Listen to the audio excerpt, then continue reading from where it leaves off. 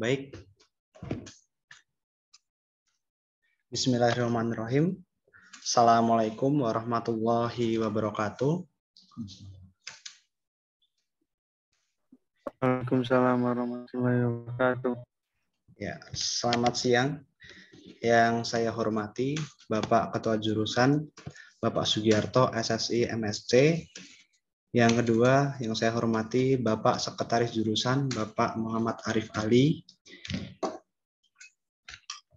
Yang terhormat pula Bapak Ibu Ketua Lab, Ibu Siti Baitul Makaromah, dan Ibu mewakili dari gugus MBKM, Gustiana Mega Anggita. Yang terhormat juga Kapus Bank KKN UNES, Bapak Edi Kurniawan MPD.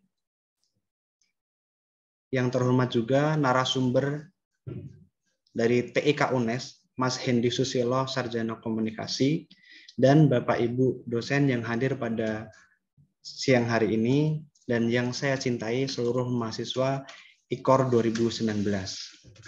Sebelum kita memulai acara pada siang hari ini, mari kita berdoa dahulu untuk memulainya. Kita ucapkan basmalah bersama-sama. Bismillahirrahmanirrahim. Acara yang kedua adalah sambutan, arahan, sekaligus pembukaan acara oleh Bapak Ketua Jurusan, Bapak Sugiarto, SSI MSc. Waktu dan layar saya serahkan kepada beliau. Terima kasih, Pak Sam. Suara saya bisa terdengar? Terdengar. Assalamualaikum warahmatullahi wabarakatuh. Selamat siang, salam sejahtera untuk kita semua. Yang terhormat Sekretaris Jurusan IKOR, Bapak Muhammad Arif Ali, SSI MSc, Kepala Laboratorium IKOR, Dr. Siti Baitul Mukaromah, Gugus Kerjasama dan MBKM FIK, Ibu Gustiana Mega Anggita, Bapak Samsudin Fajar, Koordinator PKL atau Perikil IKOR, Bapak Ibu dosen, barangkali yang sudah join. Yang sangat saya hormati Bapak Edi Kurniawan, SPD MPD, Kepala Pusat Pengembangan KKN Universitas Negeri Semarang, dan Bapak Hendi Susanto, Eskom, TIK Universitas Negeri Semarang, wabil khusus anak-anak saya, mahasiswa saya, peserta IKOR Perigel tahun 2002.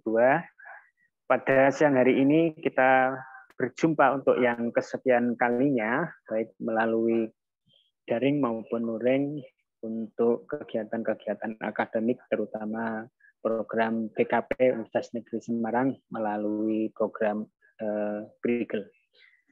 Bapak, Ibu, dan peserta, bahwa persiapan BKP yang jurusan ilmu keolahragaan ambil adalah IKOR Perigel 5 bulan.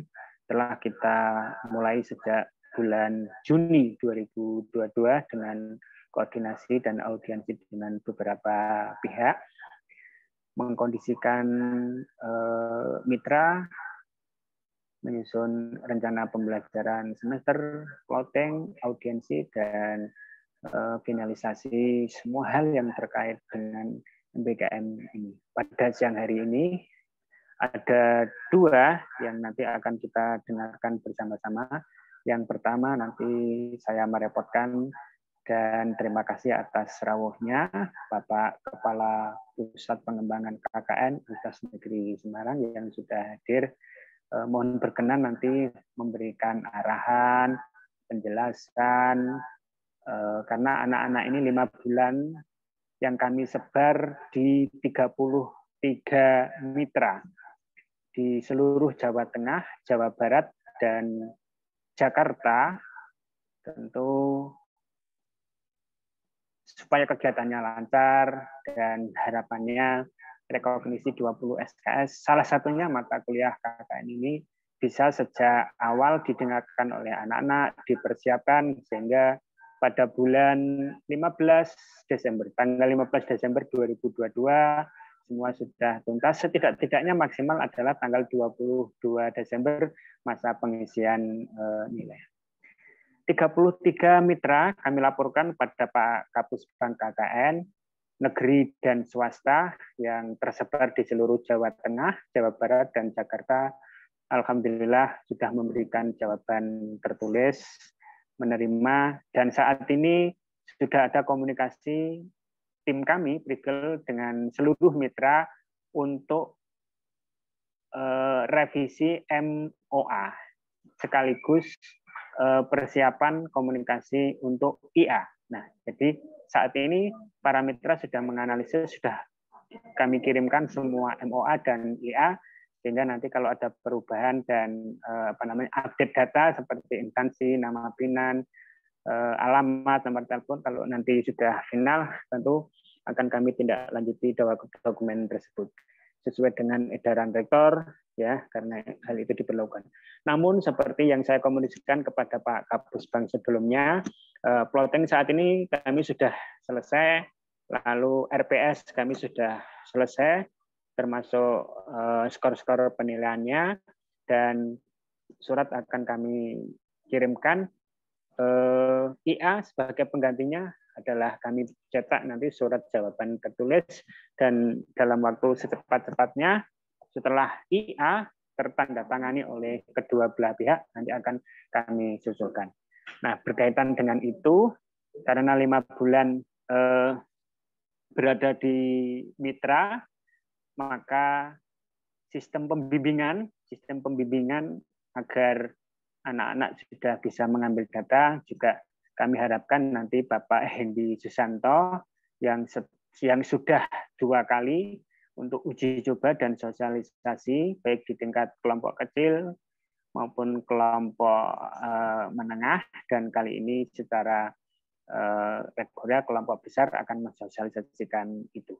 2 hal itu yang sekiranya harus kita ikuti sampai tuntas, dan mohon perkenan untuk yang pertama Bapak Kapus Bank KKN, Bapak Edi Kurniawan memberikan penjelasan, arahan, apa yang harus dilakukan anak-anak selama 5 bulan di mitra agar kegiatan dapat berjalan dengan sukses, dan yang paling penting adalah rekognisi terutama mata kuliah KKN juga bisa lancar, dan ikhtiar jurusan serta ikhtiar Kapus Bank KKN beserta tim untuk mendukung capaian IKU Universitas Negeri Semarang akhirnya juga dapat maksimal.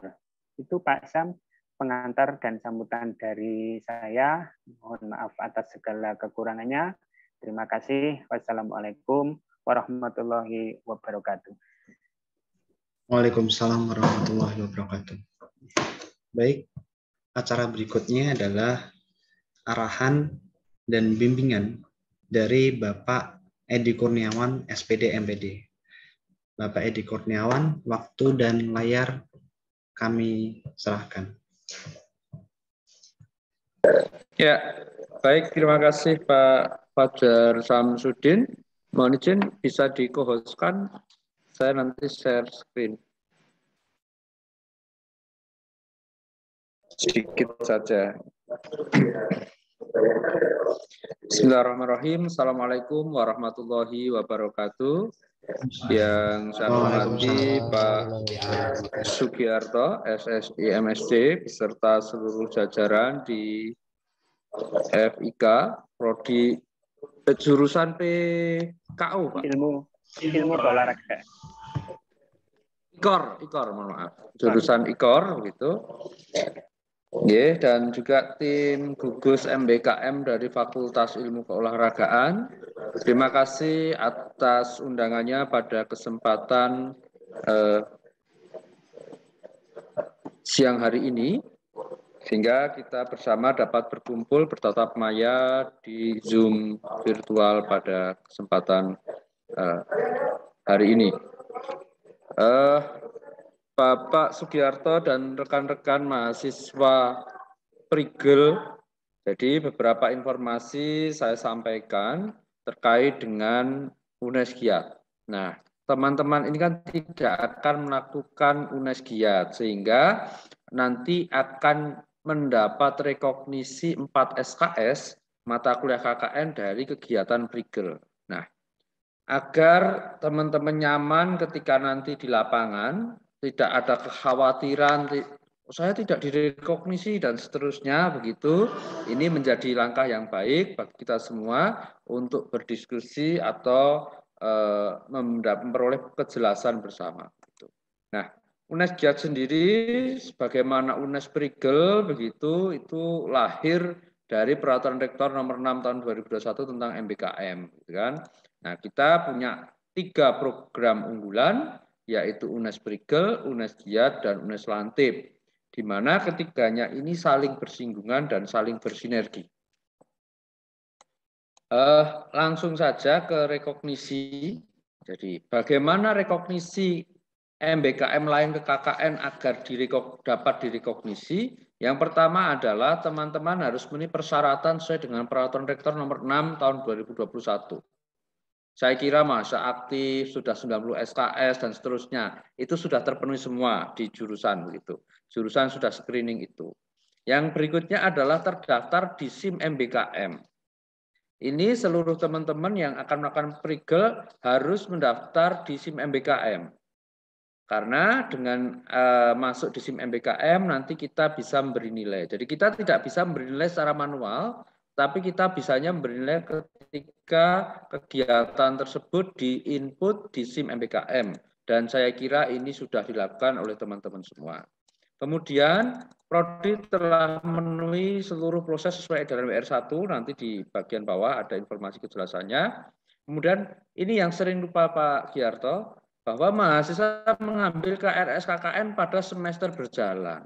Nah, teman-teman harus mengambil KRS KKN, karena kalau tidak ada KRS KKN, kita tidak bisa menginputkan nilai. Ibaratnya nilainya sudah ada, tetapi rumahnya tidak ada. Jadi ini sering sekali kita menemui bahwa pengambilan KRS ini dilupakan oleh teman-teman mahasiswa. Oleh karenanya mahasiswa harus mengambil KRS KKN pada semester berjalan. Nah, nanti di akhir dosen pembimbing telah menginput nilai setelah selesai program tentu ini, dan terakhir adalah berubah statusnya di SIM MBKM menjadi rekognisi. Nah, setelah seluruh proses ini dilalui, maka Pusbang KKN UNES baru bisa memberikan rekognisi terhadap aktivitas MBKM lain. Yaitu kalau di jurusan IKOR adalah Prigel. Nah, tadi yang saya sampaikan di Prodi telah memenuhi syarat seluruh proses sesuai edaran WR1, saya kira seluruh prodi juga sudah menerima edaran ini, bahwa ada daftar mahasiswanya beserta plottingnya di mana, begitu, kemudian RPS pelaksanaannya seperti apa, dan IA ini bisa menyusul begitu. Yang poin A dan B ini yang mungkin akan menjadi bahan pertimbangan bagi kami. Nah, bagaimana agar dapat direkognisi KKN? Tolong teman-teman ketika melakukan Prigel ada kegiatan pemberdayaan. Pemberdayaan ini tidak harus kemudian ke masyarakat. Misalkan sebagai contoh teman-teman ada yang di Sanggar model apa ya Pak, Masas begitu misalkan, atau apa begitu. Nah, daripada yang antri itu menunggu bengong, kemudian nggak ada aktivitas apa, nah teman-teman boleh di luar itu menyampaikan, bahwa semacam penjelasan kesehatan untuk kesehatan otot, kesehatan syaraf, begitu seperti apa, itu sambil yang antri di luar, nanti itu didokumentasikan, itu bisa menjadi salah satu bentuk kegiatan pemberdayaan tadi. Atau yang mungkin di klub sepak bola begitu ada ya Pak?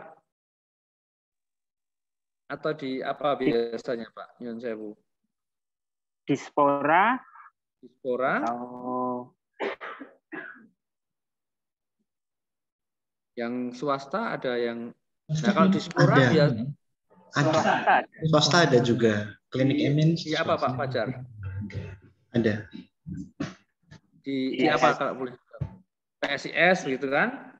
Nah apalagi yang swasta itu saya kira yang swasta itu justru malah sudah ada pemberdayaannya, sehingga tidak masalah. Nah, yang Dispora, teman-teman bisa, misalkan ketika ada sosialisasi, ada workshop, teman-teman harus mengambil peran begitu di situ. Sehingga bisa itu menjadi sebuah aktivitas yang ini dilaporkan di mana? Dilaporkan di logbook SIM MBKM. Kemudian memberi penambahan pengetahuan, tadi caranya bisa berbentuk macam-macam, membangun kerjasama dengan tim, begitu kan, dengan mitra, gitu. Nah, jika ketiga ini kok sudah ada dan dimunculkan di logbook aktivitas teman-teman, maka secara otomatis teman-teman tidak perlu membuat laporan KKN lagi, tidak perlu. Jadi laporannya ya laporan perigel tersebut yang diupload di SIM MBKM, logbooknya juga diupload di input di SIM MBKM, maka tim kami tinggal membaca laporannya seperti apa. Oh, sudah ada aktivitas pemberdayaan, atau oh sudah ada aktivitas untuk mentransfer pengetahuan kepada orang lain.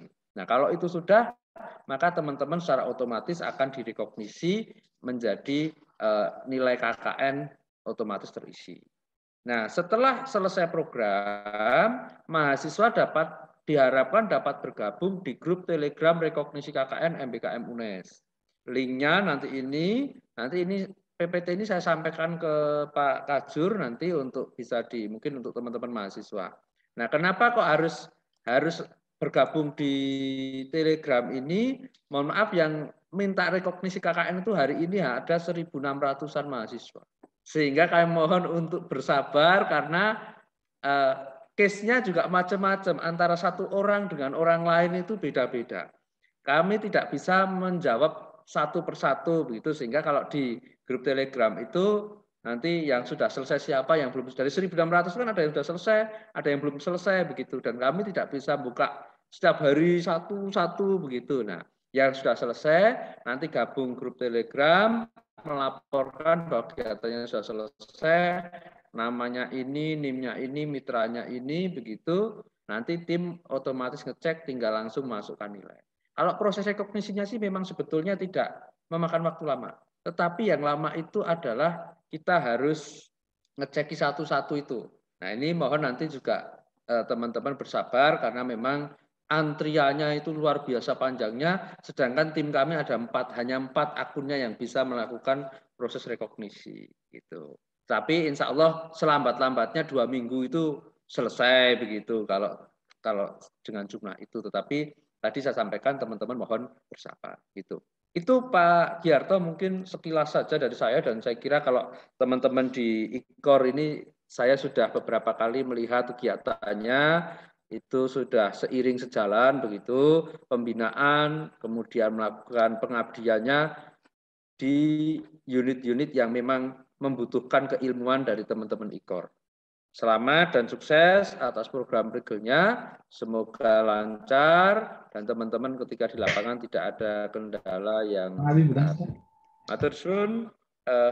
Saya kembalikan ke Pak Fajar Sarfudin. Ya, baik. Terima kasih Pak Edi. 2 catatan penting yang saya rangkum adalah yang pertama, anak-anak di Korprigel nanti bisa aktif dalam sosialisasi pemberdayaan masyarakat. Ya, lembaga swasta mungkin sudah ada beberapa programnya, namun yang pada di dinas seperti Dispora harus gencar mencari informasi pada pemberdayaan masyarakat tersebut yang merujuk pada KKN begitu. Terus yang kedua adalah bergabung dengan grup Telegram Kapusban KKN UNES. Betul Bapak? Rekognisi, karena kita punya Halo KKN, kalau KKN itu yang akan melakukan, kalau rekognisi itu khusus yang melakukan MBKM lain dan minta direkognisi ke KKN. Oh iya. Nanti saya kirimkan PPT-nya agar menjadi kejelasan bersama. Iya. Oke, terima kasih Bapak. Berikutnya adalah acara yang ketiga, BIMTEK tentang melakukan bagaimana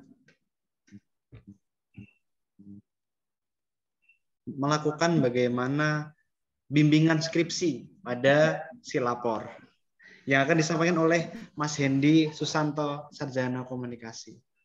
Monggo, waktu dan layar saya persilahkan. Pak Fajar, sebelum ke Mas Hendy, Pak Edi Kurniawan masih bergabung ya? Siap. Terima kasih sekali Pak Edi sudah diterima, karena sebelumnya kami sudah komunikasi dengan Pak Edi, bertemu langsung untuk memastikan cita-cita kita sama, ikhtiar kita sama sinergi untuk mendukung program IKU Universitas Negeri Semarang. Jadi saat ini BKP di MBKM sedang disusun Pak Edi di tim MBKM Fakultas. Nanti kalau di IKOR itu namanya IKOR Penggerak Pembangunan Olahraga sesuai dengan segmen peminatan di mitra masing-masing, dan PPT-nya nanti kami tunggu agar Bapak Ibu dosen yang membimbing IKOR Penggerak Pembangunan Olahraga atau IKOR Bridal ini juga bisa ikut mendorong dan membimbing apa yang harus dilakukan anak-anak, terutama 3 hal tadi, ya. Pemberdayaan, ada 3 tadi saya lupa, nanti kita share di grup begitu. Terima kasih Pak Edi rawuhnya. Saya mau izin pamit, nggih. Terima kasih Pak Edi. Terima kasih Pak Edi. Matur suwun sangat. Assalamualaikum. Waalaikumsalam. Saya kembalikan ke Pak Fajar. Iya, langsung saja Pak Hendy Susanto untuk melanjutkan BIMTEK bimbingan skripsinya. Oke, baik. Terima kasih Pak Fajar, Pak Ki juga, dan dosen-dosen di IKOR. Untuk mahasiswa IKOR ini kebanyakan angkatan 2019 atau ada yang angkatan lain, Pak Ki? 2017 1 orang, 2018 7 orang, sisanya 2019. Jadi yang 2017-19 ya mereka ada yang sudah topik. Oh ya, oke. Ya. Baik. Sebelumnya sebelum kita masuk ke materi terkait bimbingan skripsi, sebelum mungkin saya jelaskan sedikit gambaran kecilnya untuk rekan-rekan mahasiswa. Untuk jadi di semester 8 ini, semester 7 ya, mohon maaf. Jadi di semester 7 ini mahasiswa IKOR yang angkatan 2019 itu kan belum bisa mengambil mata kuliah skripsi. Nah, ketika belum mengambil mata kuliah skripsi karena sudah diambil ke yang MBKM itu, otomatis mahasiswa tidak dapat melakukan bimbingan skripsi di aplikasi resminya UNES, yaitu ada aplikasi Citedi, seperti itu ya. Jadi karena tidak bisa melakukan bimbingan di aplikasi Citedi, nanti akan menyebabkan proses bimbingan skripsi baru bisa dimulai semester 8. Nah, kalau misalkan bimbingan skripsi baru dimulai semester 8, nanti otomatis kelulusan atau kecepatan pengerjaan skripsi otomatis akan terhambat juga, seperti itu. Nah, ini dari jurusan memberikan solusi, yaitu jadi untuk mahasiswa bisa melakukan bimbingan skripsi lebih awal. Nah, namun dengan cara tidak dengan website resmi dari UNES, yaitu dengan Citedi, namun kita berikan semacam website internal atau sistem internal dari jurusan, seperti itu. Nanti bisa digunakan oleh mahasiswa dan dosen untuk melakukan bimbingan skripsi sebelum bisa melaksanakan bisa melaksanakan input di aplikasi Citedi, seperti itu. Nanti jadi mahasiswa itu melakukan bimbingan skripsi di semester 7 itu di aplikasi Silapor. Nah, di aplikasi Silapor melaksanakan bimbingan skripsi pada semester 7. Kemudian diharapkan sebelum semester 8 itu sudah selesai semua. Kemudian di semester 8 melakukan input KRS. Setelah menginputkan KRS skripsi, kemudian melakukan menginputkan apa yang sudah diinputkan di Silapor, yaitu bimbingan skripsinya ke aplikasi Citedi, seperti itu. Jadi nanti di semester 8 bisa langsung tinggal input saja, kemudian bisa langsung mendaftar ujian. Itu harapannya bisa selesai lebih cepat dan bisa langsung lanjut ujian. Kemudian kalau misalkan bisa tepat waktu itu biasanya 1 bulan saat semester dimulai itu masih diberi keringanan. Kalau misalkan lulus di antara waktu 1 bulan awal itu tidak dikenakan biaya. Jadi biaya registrasi gitu ya. Jadi nanti yang sudah melakukan pembayaran bisa mengajukan pengembalian UKT ketika kurang dari 1 bulan masa awal kuliah semester baru, atau nanti sesuai dengan peraturan yang baru nanti ya, mungkin untuk waktunya agak berbeda seperti itu. Itu mungkin untuk gambarannya. Jadi tujuannya di aplikasi yang baru ini, rekan-rekan mahasiswa itu melaksanakan bimbingan skripsi mulai jalan itu semester 7. Kemudian untuk semester 8 tinggal input di CTD dan langsung mengajukan sidang, kemudian sidang dinyatakan lulus, nanti registrasi di semester 8 bisa diklaim kembali kalau misalkan memang masih dalam waktu yang ditentukan seperti itu. Baik, mungkin langsung saja kayak saya masuk ke materinya terkait dengan aplikasi. Oke, sebelumnya saya rasa harusnya sudah semua mahasiswa mengetahui tentang aplikasi ini ya, karena sudah dari tahun 2020 kalau tidak salah. Jadi aplikasi Silapor ini umumnya sudah tahu gitu ya. Jadi semuanya harusnya sudah login. Kalau misalkan ada yang belum, mungkin saya contohkan. Untuk login, silakan masuk ke websitenya IKOR, sportscience.unes.ac.id. Kemudian di bagian menu ini di atas ada Silapor, silakan diklik saja. Lalu diklik tombol login with Google, jangan menggunakan sign in. Nah, login with Google, kemudian dipilih email studentnya gitu. Email studentnya dipilih, nanti akan diarahkan ke halaman dashboard dari aplikasi Silapor. Untuk tampilan dari mahasiswa mungkin akan muncul seperti ini. Menunya ada berikut gitu ya. Nah, nanti kita fokusnya ke bimbingan skripsi. Oke, mungkin perlu diperhatikan juga ya, untuk mahasiswa, untuk bimbingan skripsi itu harus diawali dari pengajuan topik terlebih dahulu. Nah, untuk pengajuan topik ini, mekanismenya adalah, jadi mahasiswa melakukan input topik dulu di, mahasiswa melakukan input topik di CTD.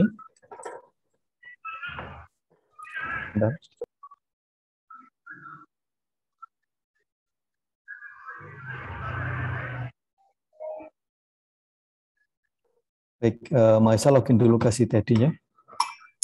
Saya contohkan.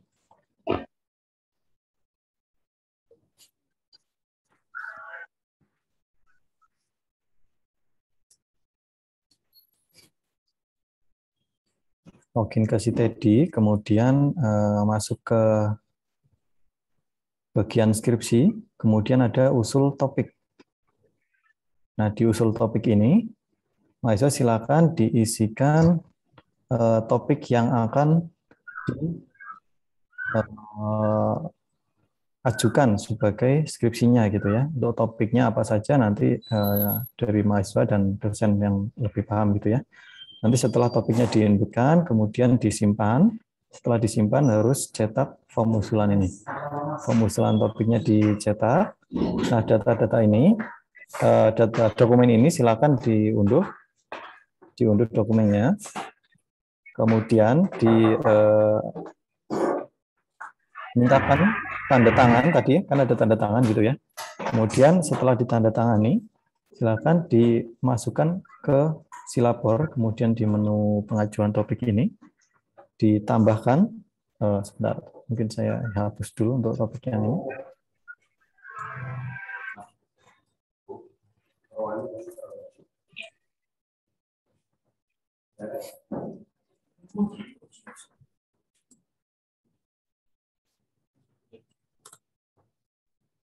Oke, mohon maaf, sepertinya ini data asli dari mahasiswa, jadi mungkin tidak bisa untuk menghapusnya. Intinya, untuk detail ini saya rasa sudah dipresentasikan di pertemuan sebelumnya ya. Untuk pengajuan topik ini harus sudah diajukan terlebih dahulu di menu ajukan topik, kemudian diisikan topik, kemudian ada bidang kajian, kemudian ada permasalahan, ada variabel, jenis penelitian, ada instrumen penelitian, dan form usulan. Nah, form usulan ini silakan diunggah dari file yang tadi sudah ditandatangani. Ya, jadi form tadi di-upload ke sini, kemudian setelah disimpan nanti akan masuk ke data ini, lalu menunggu untuk divalidasi oleh Pak Kajur gitu ya. Nanti akan divalidasi oleh Pak Kajur usulan topiknya. Kemudian ketika sudah divalidasi akan di-plotting dosen pembimbingnya. Nah, nanti akan muncul dosen pembimbingnya di sini. Mohon untuk diperhatikan untuk usulan topik yang belum divalidasi dan belum memiliki dosen pembimbing, maka tidak dapat melakukan bimbingan seperti itu ya. Jadi dipastikan dulu sudah valid, kemudian sudah dapat pembimbing. Oke.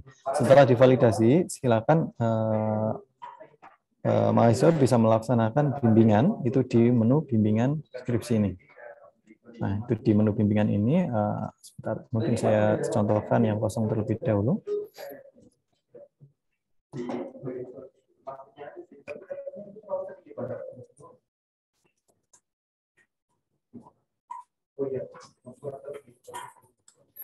Mungkin ada beberapa mahasiswa yang sudah terisi karena tadi sudah ikut untuk demo atau yang kemarin ikut demo ya.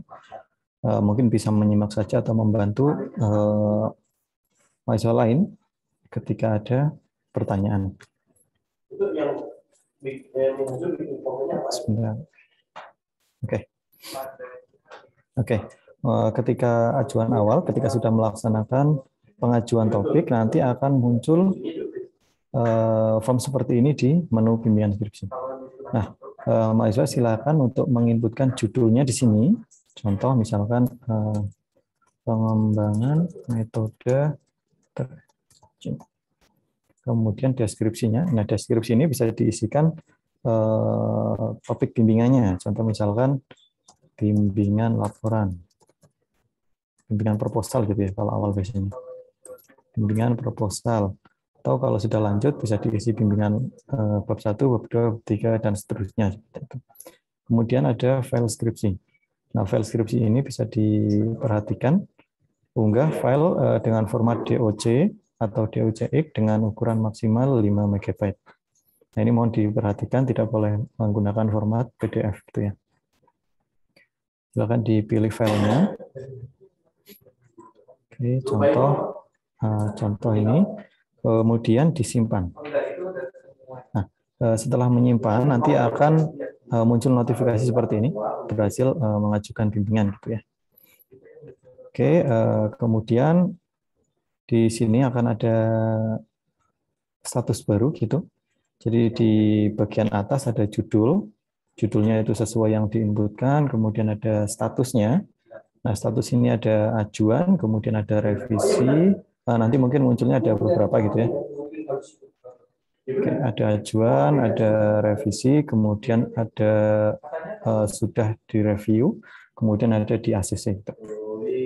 Nah, untuk ketika awal nanti statusnya adalah ajuan seperti itu. Nanti ajuan itu artinya mahasiswa mengajukan bimbingan, namun belum di follow up oleh dosennya itu. Kemudian di bagian bawahnya ada tahapan berikutnya. Tahapan berikutnya itu apa? Menunggu review dari dosen.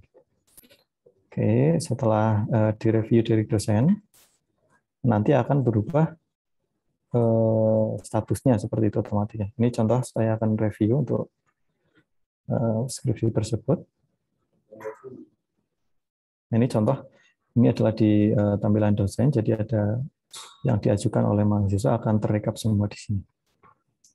Contoh ini kita klik bimbingan, nah ini statusnya ajuan, nanti akan direview oleh dosen. Contoh masih revisi. Contoh latar belakang kurang sesuai. Kemudian ada file revisi bimbingan. Nah, ini nanti akan diupload juga oleh dosen.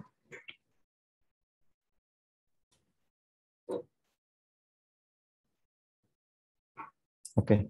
Nah, ketika dosen sudah melakukan review dari bimbingannya, nanti di tampilan mahasiswa akan muncul ya, tampilan seperti ini.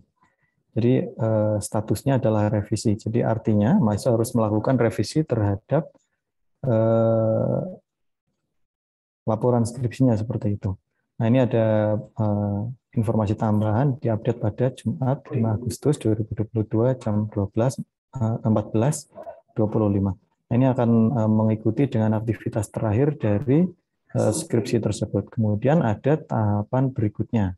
Tahapan berikutnya adalah menunggu revisi dari mahasiswa. Nah, ini artinya ajuan bimbingan sudah direview oleh dosen, kemudian yang harus dilakukan selanjutnya adalah mahasiswa melakukan revisi dari yang sudah direview oleh dosen gitu. Apa sih yang direview oleh dosen? Nanti mahasiswa bisa melihat di bagian kolom sini. Ada file revisi yang oleh dosen, kemudian ada catatan bimbingan oleh dospin gitu ya. Nah, ketika dosen menambahkan file revisi, mungkin di file tersebut ada komentar-komentar atau ada review di filenya, gitu nanti bisa diunduh, kemudian dilihat di file yang telah direvisi oleh dosen, nanti diperhatikan, kemudian diperhatikan juga catatan bimbingannya. Nah, ini contoh misalkan latar belakang kurang sesuai, berarti harus disesuaikan latar belakangnya seperti itu ya. Kemudian apa yang harus dilakukan oleh mahasiswa itu adalah melakukan revisi. Jadi file ini diunduh. Nah, misalkan ini sudah diunduh gitu ya. Filenya diunduh, kemudian skripsinya itu diperbaiki sesuai dengan arahan dari dosen. Kalau sudah diperbaiki, kemudian diunggah kembali. Jadi diunggah kembali itu maksudnya adalah melakukan bimbingan kembali gitu ya. Contoh misalkan latar belakang kurang sesuai, ini penyesuaian latar belakang dari bimbingan proposal. Kemudian dari mahasiswa harus mengunggah file yang sudah direvisi. Setelah dipilih, kemudian diklik simpan. Nah, itu untuk proses revisi gitu ya. Namun kalau misalkan ada kegagalan saat menyimpan data, nanti akan muncul notifikasi seperti ini di bagian atas. Ketika ada notifikasi merah seperti ini, nanti akan artinya dari proses penyimpanan bimbingan itu terdapat masalah seperti itu. Nah, ini contohnya adalah jeda, contoh pesannya adalah jeda antar bimbingan minimal adalah 48 jam dihitung dari waktu review dosen. Nah, artinya mahasiswa hanya boleh melaksanakan bimbingan satu kali dalam maksimal 1 kali 48 jam gitu. Jadi boleh melaksanakan bimbingan lagi itu hari Minggu pukul 7 Agustus 2022 pukul 14.23 atau lebih seperti itu. Mohon diperhatikan untuk ketentuan tersebut. Oke, kemudian untuk proses bimbingan ini sebenarnya sudah selesai, nanti hanya akan berulang saja. Jadi mahasiswa mengajukan bimbingan, kemudian divalidasi oleh dosen, kemudian mahasiswa melakukan bimbingan lagi, kemudian divalidasi atau direview oleh dosen. Mungkin saya contohkan satu kali proses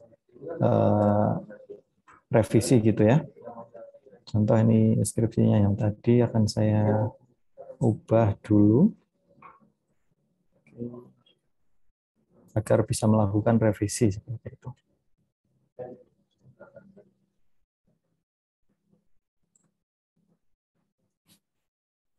Oke.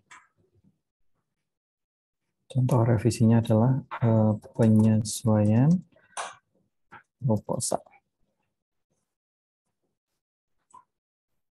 Kemudian disimpan. Oke, sebentar.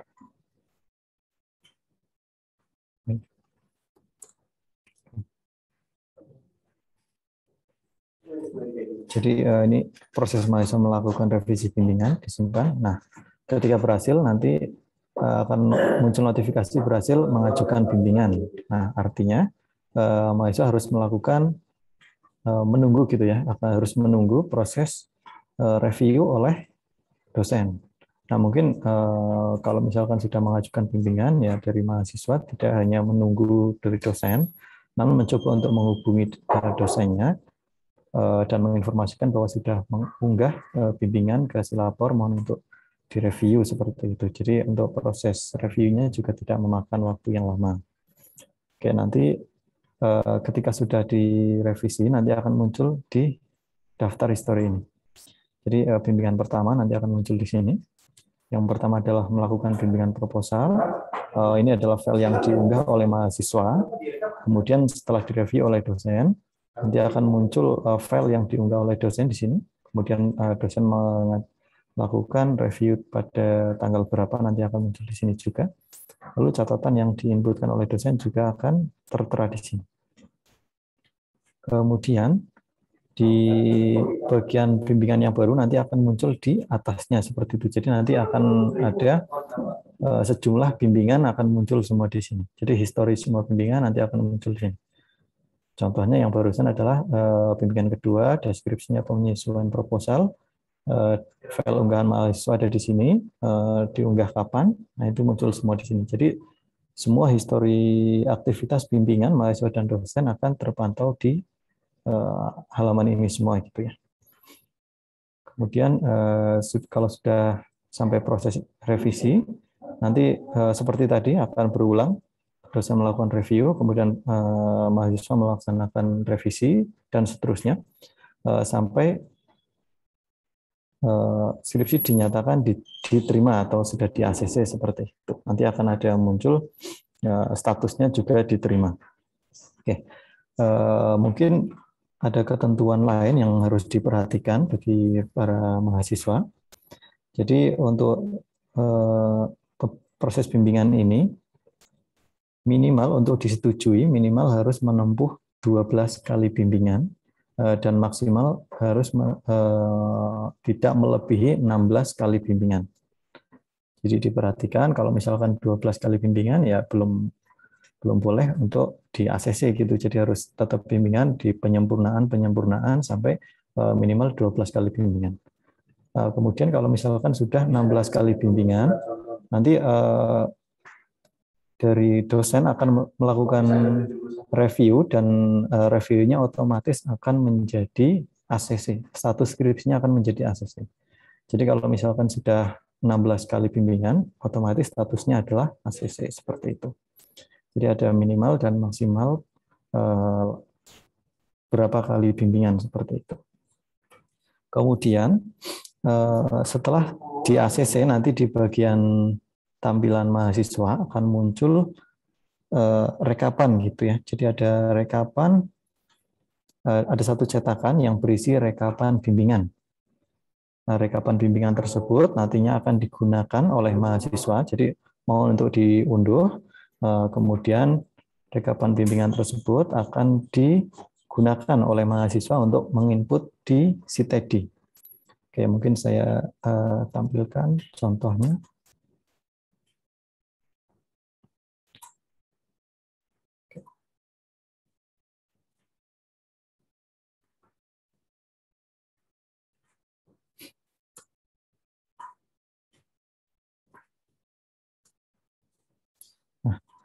Kurang lebih nanti untuk cetakan rekapannya akan berisi seperti ini. Jadi ada formulir, kemudian detail-detail mahasiswa, kemudian ada di halaman kedua ada detail skripsi dan riwayat bimbingannya. Nah, data-data ini nanti harus diunggah oleh mahasiswa ke Citedi. Jadi nanti ketika sudah mengisi KRS skripsi di semester 8 nanti oleh mahasiswa silakan diinputkan topik, tanggalnya mungkin nanti disesuaikan agar bisa diinputkan kalau tidak salah itu maksimal 7 hari sebelumnya gitu ya. Jadi nanti mungkin bisa diinputkan dari 7 hari sebelumnya, kemudian hari berikutnya gitu di Citedi gitu ya. Misalkan diinputkan bimbingan pertama, topiknya adalah apa gitu nanti, kemudian disimpan, kemudian diinputkan lagi hari kedua bimbingannya apa, hari ketiga bimbingannya apa. Kalau tidak salah itu di Citedi itu bisa menginputkan langsung beberapa kali bimbingan dalam satu waktu gitu untuk yang sudah lampau. Oke, setelah diinputkan ke CTD nanti akan divalidasi oleh dosen pembimbing. Nah, ketika sudah divalidasi oleh dosen pembimbing, langkah selanjutnya adalah langsung bisa mendaftarkan sidang skripsi seperti itu. Jadi proses nanti di semester 8 dari mahasiswa bisa langsung menginputkan ke CTD, kemudian kalau sudah diinputkan, sudah divalidasi oleh dosen pembimbing, selanjutnya bisa langsung mendaftar sidang, kemudian kalau sudah mendaftar sidang, sudah di ACC, langsung melaksanakan sidang, kemudian kalau sudah, mungkin ada revisi, silakan direvisi, kalau sudah, maka akan dinyatakan lulus gitu ya. Jadi nanti di semester 8 tidak harus menunggu waktu lama untuk pelaksanaan skripsinya seperti itu. Mungkin untuk di aplikasi seperti itu ya yang dapat saya sampaikan. Mungkin saya kembalikan lagi ke Bapak Fajar atau ke Pak Ki. Monggo silakan.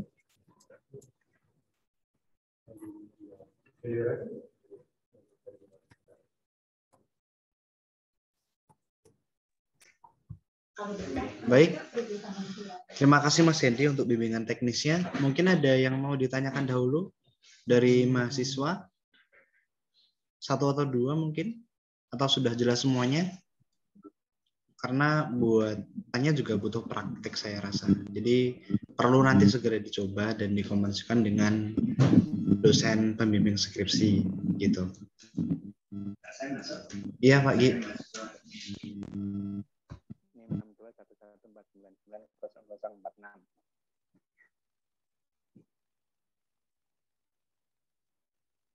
Bukan pertanyaan, tetapi informasi ya untuk angkatan 2019. Cek. Untuk angkatan 2019, jadi Prigel mulai minggu depan Anda diterjunkan, Anda silakan komunikasi dengan dosen pembimbing Prigel, komunikasi dengan mitra ya. Dosping PKL jika bisa datang bersama dengan Anda pada tanggal yang ditentukan, boleh. Jika nanti dosen pembimbing PKL menyusul beberapa hari kemudian, itu sebenarnya juga boleh. Yang jelas, kewajiban dosen pembimbing Prigel itu 2 kali untuk datang ke mitra, khususnya Jawa Tengah. Ya, khususnya Jawa Tengah. Kalau di Jakarta, di Jawa Barat, itu nanti dengan pertimbangan-pertimbangan tertentu. Yang kedua, ketika nanti Anda sudah berada di lokasi, Jurukan akan mengadakan kegiatan workshop penyusunan topik skripsi sesuai dengan peminatan masing-masing. Setelah Anda beberapa hari observasi di mitra, nanti Anda akan ada workshop, ada diskusi-diskusi dengan dosen pembimbing dan calon pembimbing skripsi saudara. Nah, setelah itu nanti akan ada, jika memungkinkan akan ada menu khusus, jika tidak maka akan diatur manual topik-topik apa yang sudah didiskusikan sesuai dengan hasil observasi, sesuai dengan studi pendahuluan, atau topik-topik yang disepakati dengan mitra atau dengan mentor atau dengan dosen pembimbing Prigel, calon pembimbing skripsi. Setelah ada topik yang mengerucut, ya nanti tentu akan diputuskan oleh jurusan topik ini disetujui dengan dosen ini. Nah, setelah itu baru dimasukkan di CTD. Setelah dimasukkan di CTD, di print, ditandatangani. Nah, baru dimasukkan di silabur. 5 komponen atau 5 item yang harus diisikan di silabur itu menggambarkan isian-isian atau bagan-bagan yang harus ditulis di dalam proposal penelitian. Di sana ada topik, ada latar belakang masalah, ada skema, ada variabel, ada jenis penelitian, dan ada instrumen. Nah, itu Anda harus konsisten ada di sana. Setelah itu jurusan akan memplotting. Setelah memplotting, nah tadi sudah dijelaskan oleh narasumber, baru Anda bisa masuk bimbingan. Setelah diplotting, Anda itu bisa mengunduh memo. Nah, unduh dari memo itu Anda silakan unduh, disimpan dulu, ya. Disimpan dulu. Sebenarnya memo itu bisa diteruskan di TU jurusan untuk ngurus SK pembimbing. Nah, karena tidak bisa diteruskan ke SK pembimbing, karena mata kelas skripsi belum masuk, maka hanya berhenti di usulan topik. Nah, bagi angkatan 2019 yang sudah rekognisi PKL dan KKN dan nilainya sudah keluar, dan saat ini wajib mengikuti IKOR Prigel, maka dipastikan mata kuliah peminatan, mata kuliah yang belum terambil di semester 6 kemarin dimasukkan. Dan mata kuliah skripsi dimasukkan di dalam KRS juga. Ya, tetapi mata kuliah skripsi itu nanti tidak masuk di dalam rekognisi. Tetap dimasukkan di dalam KRS, dan khusus yang sudah ambil PKL atau KKN melalui program KM 3 atau MSIB, maka Anda bisa juga langsung melalui SITEDI pembimbingannya, itu ya.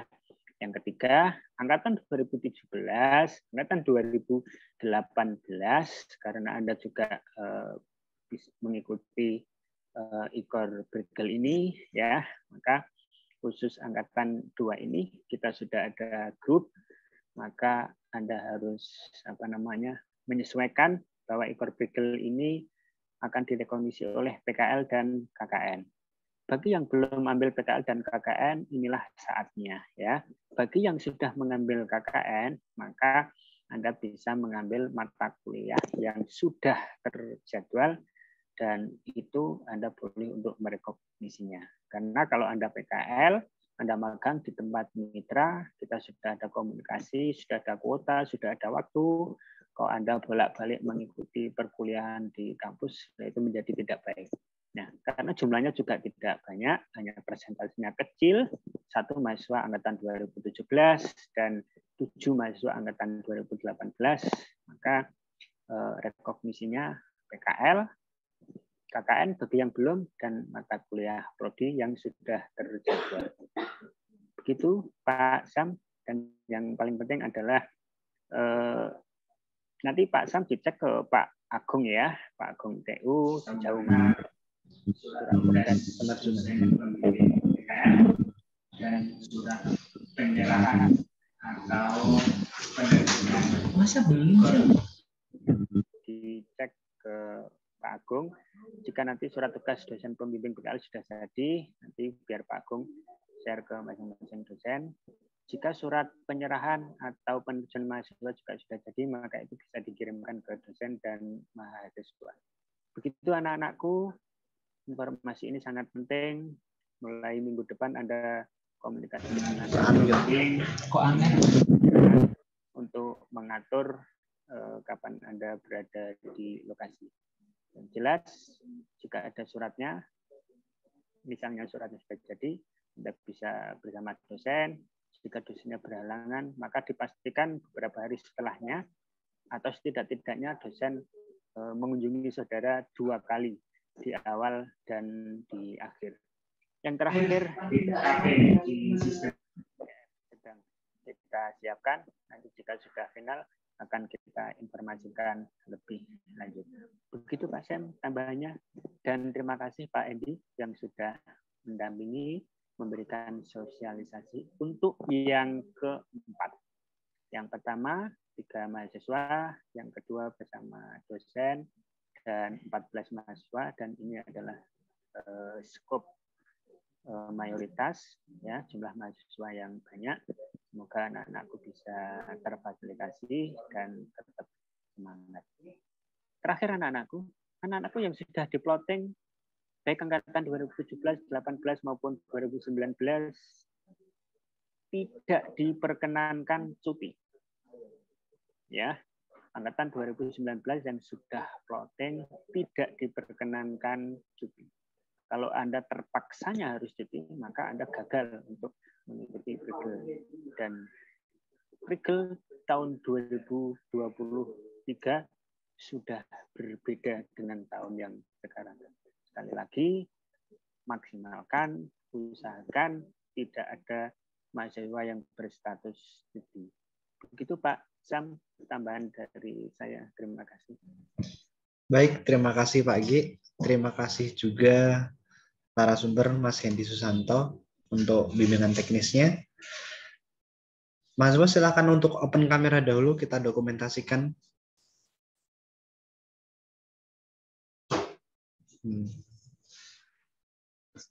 Oke. Slide pertama dulu. 1, 2, 3. Cek. Slide kedua. 1, 2, 3. Slide ketiga. 1, 2, 3. Slide keempat. Dan slide kelima. Lu PA. Gua PA. Lu baik. PA. Terima kasih untuk hari ini.